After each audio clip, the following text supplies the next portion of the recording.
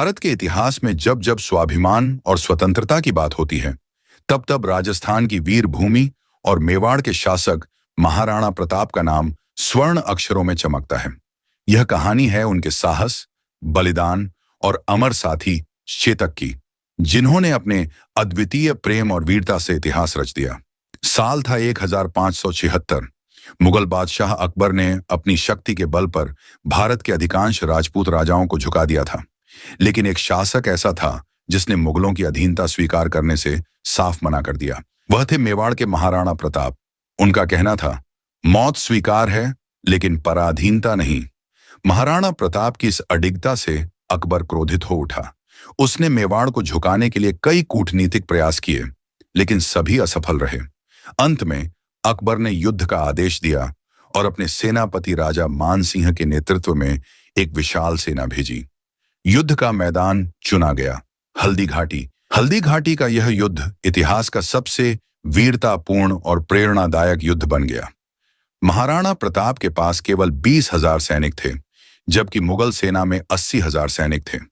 लेकिन महाराणा प्रताप के साहस और रणनीति ने उनकी छोटी सेना को भी अजेय बना दिया। युद्ध का दिन आया। महाराणा प्रताप अपने घोड़े चेतक पर सवार होकर दुश्मन की सेना के सामने डट गए।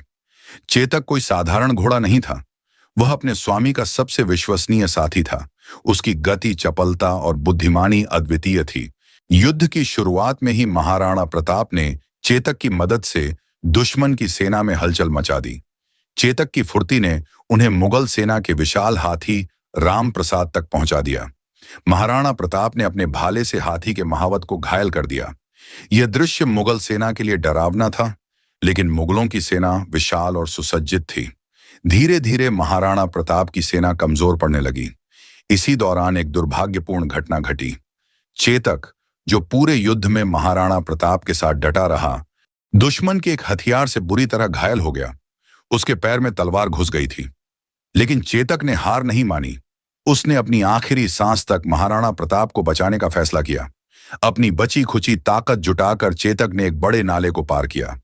उसने महाराणा प्रताप को सुरक्षित स्थान पर पहुंचा दिया, लेकिन चेतक बुरी तरह घायल हो गया और फिर वही दम तोड़ दिया।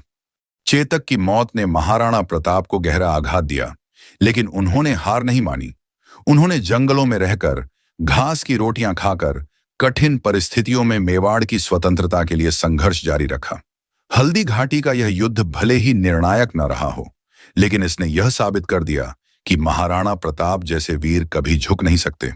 यह युद्ध केवल सैनिकों का नहीं था, यह स्वाभिमान, स्वतंत्रता और देश प्रेम का प्रतीक बन गया। आज भी महाराणा प्रताप और चेतक की यह गाथा हमें सिखाती है कि स्वतंत्रता के लिए हर संघर्ष सही है। यह कहानी न केवल राजस्थान की, बल्कि पूरे भारत की आत्मा में साहस और बलिदान का प्रतीक है। यह थी महाराणा प्रताप और चेतक की कहानी। अगर आपको यह छोटी सी कहानी अच्छी लगी हो, तो वीडियो को लाइक और शेयर जरूर करें और चैनल को सब्सक्राइब करें। जय मेवाड़, जय महाराणा प्रताप।